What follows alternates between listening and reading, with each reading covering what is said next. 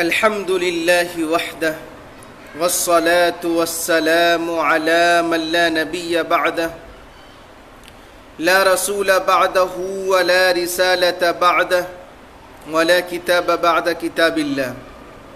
أما بعد، أعوذ بالله من الشيطان الرجيم. بسم الله الرحمن الرحيم. وَلَقَدْ نَصَرَكُمُ اللَّهُ بِبَدْرٍ وَأَنْتُمْ أَذِلَّةٌ. وقال تعالى في مقام آخر: كم من فئة قليلة غلبت فئة كثيرة بإذن الله. صدق اللہ العظیم.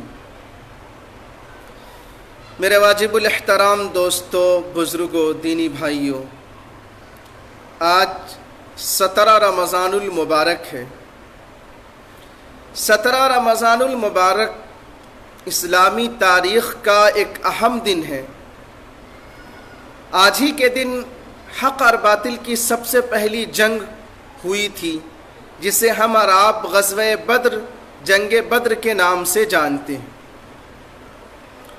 آپ جانتے ہیں کہ جب کفار مکہ نے اللہ کے نبی صلی اللہ علیہ وسلم اور آپ کے اصحاب پر ظلم و ستم کے پہاڑ توڑنے لگے، ظلم ڈھانے لگے، ان کے گلوں میں رسیوں کے پھندے لگا کر عرب کی رتیلی پتریلی زمین میں گھسیٹنے لگے، تو اللہ کے نبی صلی اللہ علیہ وسلم اللہ رب العزت کے حکم سے صحابہ کرام کو ہجرت کی اجازت دے دی اور خود بھی اللہ تعالیٰ کے حکم سے مدینہ منورہ کی طرف ہجرت کرنے لگے.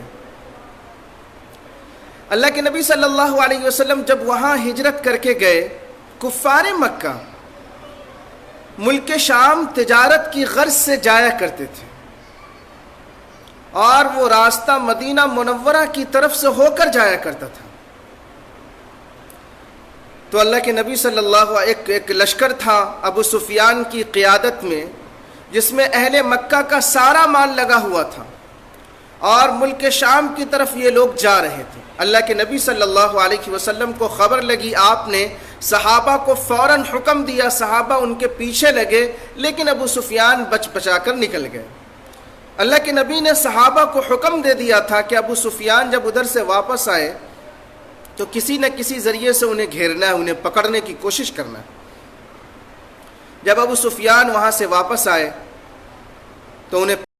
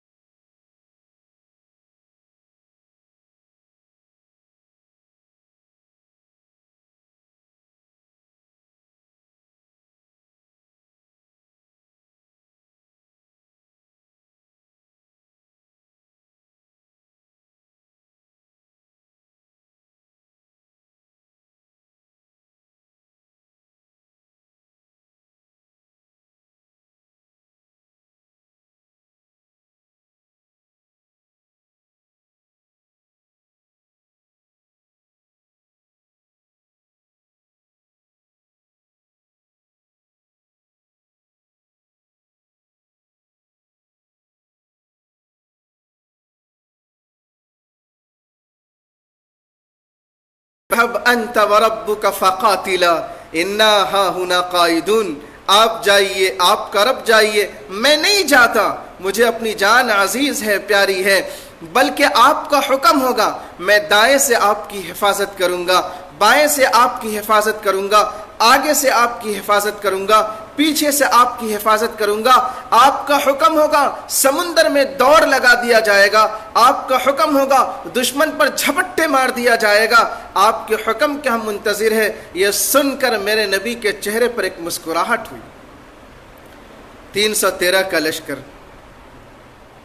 2 گھوڑے، کچھ تلواریں، کچھ اونٹ، بے سر و سامانی کے عالم میں کفار مکہ کے مقابلے کے لیے نکل پڑے۔ ادھر 1000 کا لشکر، ساز و سامان مہیا، تلواریں ہیں، نیزے ہیں، برچھیاں ہیں، ساری چیزیں جنگ کی موجود ہے، جنگ کے سارے آلات موجود ہیں۔ اور کفار مکہ نے بدر کے میدان پر پہلے قبضہ کر لیا تھا۔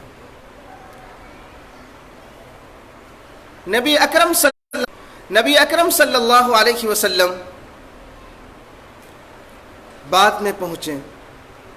وہاں جو مکۃ المکرمہ غزوہ بدر کے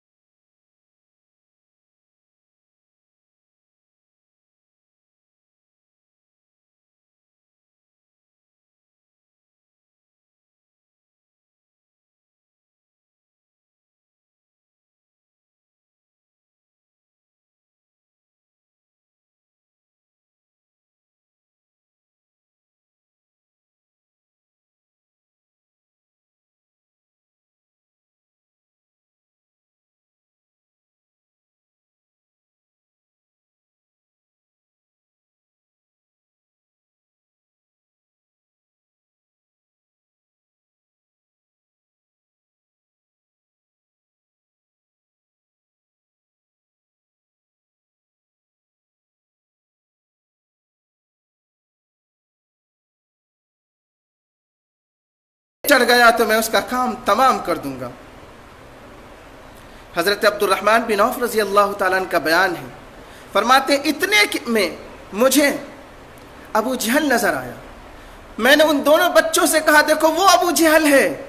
وہ دونوں بچے ابو جہل پر اس طرح جھپٹے جس طرح شکرا اور چیل اپنے شکار پر جھپٹ پڑتا ہے، یا جس طرح شیر اپنے شکار پر جھپٹ پڑتا ہے، اس طرح وہ دونوں بچے ابو جہل پر جھپٹے اور اس کا کام تمام کر دیا۔ میرے بھائیو، یہ کون سی طاقت تھی؟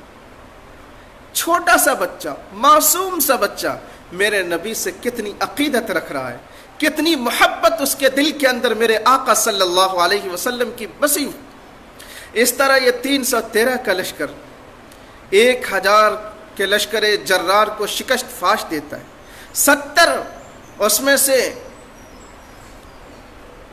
قید کر لیے جاتے ہیں اور 70 سے اس میں سے مر جاتے ہیں۔ اللہ کے نبی صلی اللہ علیہ وسلم کے صحابہ میں بھی 14 اللہ تعالیٰ کے راستے میں اپنی جان کو شہید کر دیتے ہیں۔ جنگ ختم ہوتی ہے، حضرت عبداللہ بن مسعود رضی اللہ تعالیٰ نبی اکرم صلی اللہ علیہ وسلم کے پاس ہیں۔ نبی اکرم صلی اللہ علیہ وسلم